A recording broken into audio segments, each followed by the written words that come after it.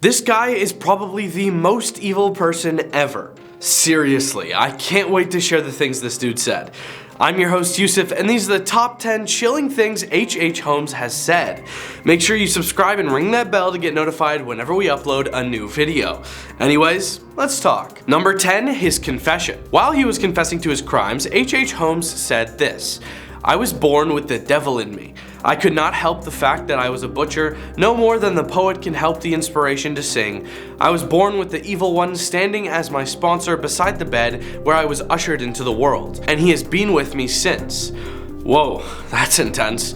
But wait, who is this guy anyways? Well, let me give you the lowdown.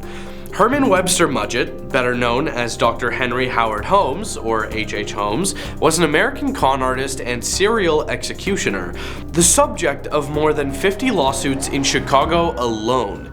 Until his execution in 1896, he chose a career of crime, including insurance fraud, swindling, check forging, 3 to 4 bigamous illegal marriages, horse theft, and termination. Despite his confession of 27 terminations, including some people who were verifiably still alive, while waiting execution, Holmes was convicted and sentenced to execution for only one slaughter, that of accomplice and business partner Benjamin Pitezel.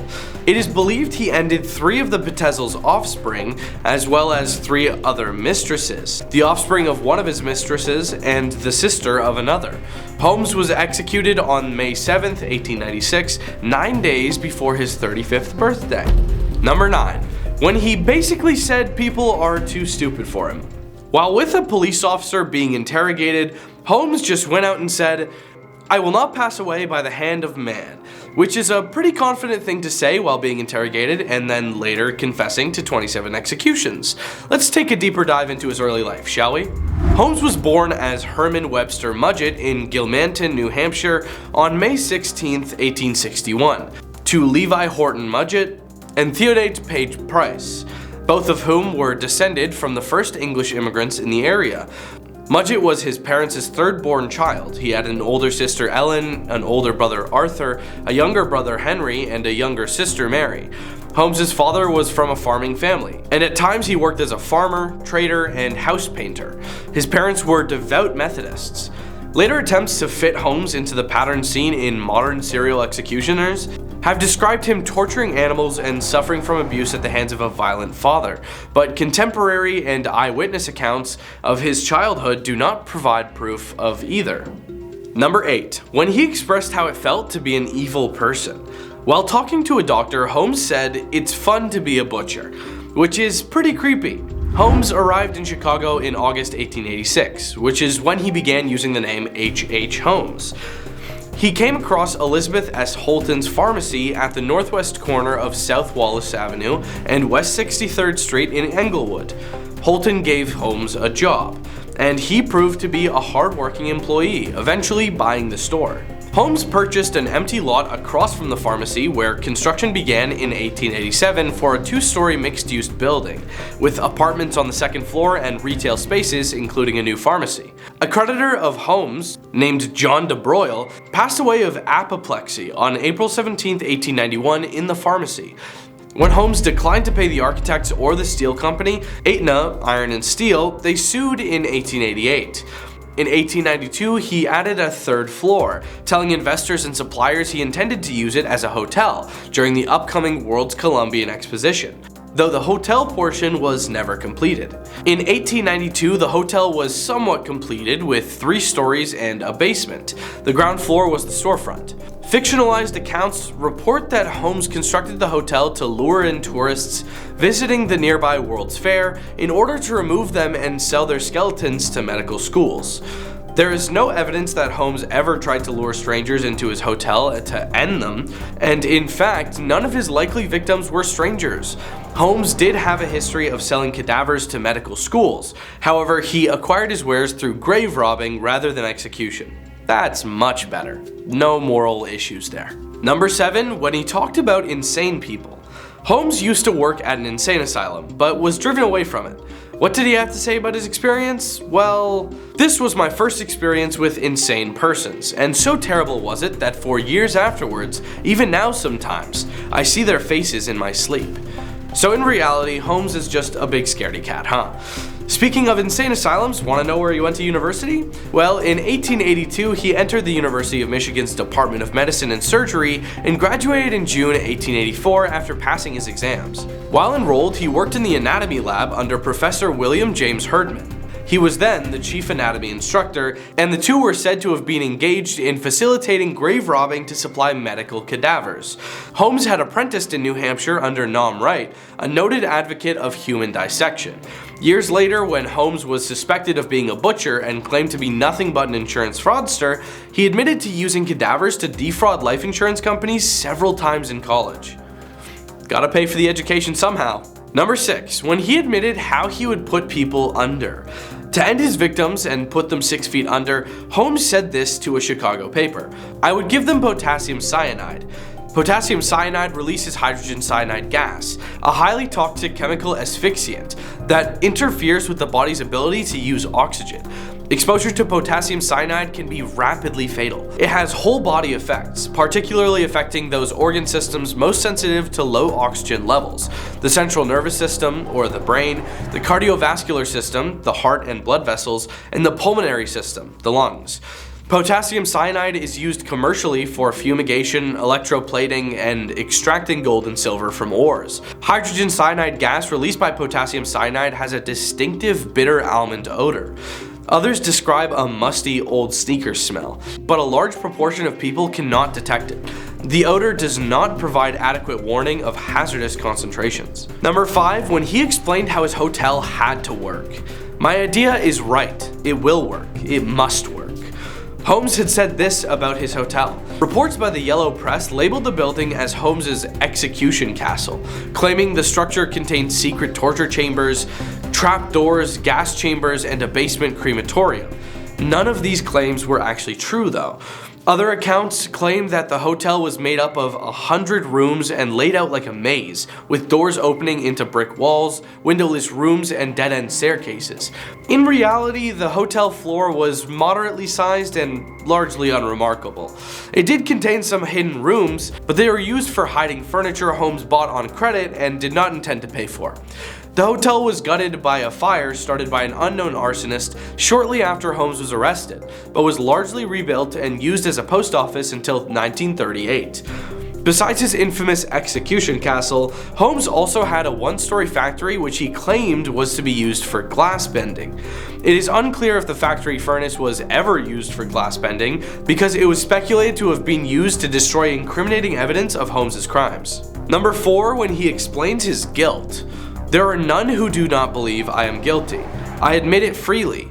There are many with whom I could have lived happily, but those who know me only from what I have said and done in my confession would dread to associate with me. I am a monomaniac on the subject of ending people, and I have no desire for any peace of mind. I do not wish to be at large, and if it were not for that detective who was still in search of me, I would run my head against the first stone wall in sight." Holmes's termination spree finally ended when he was arrested in Boston on November 17, 1894, after being tracked there from Philadelphia by the private Pinkerton National Detective Agency. He was held on an outstanding warrant for horse theft in Texas because the authorities had become more suspicious at this point, and Holmes appeared poised to flee the country in the company of his unsuspecting third wife. In July 1895, following the discovery of two people's bodies, Chicago police and reporters began investigating Holmes's building in Englewood, now locally referred to as the Castle.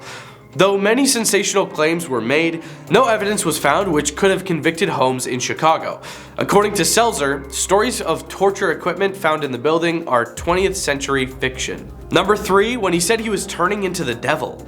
"I'm convinced that since my imprisonment I have changed woefully and gruesomely from what I was formerly in feature and figure.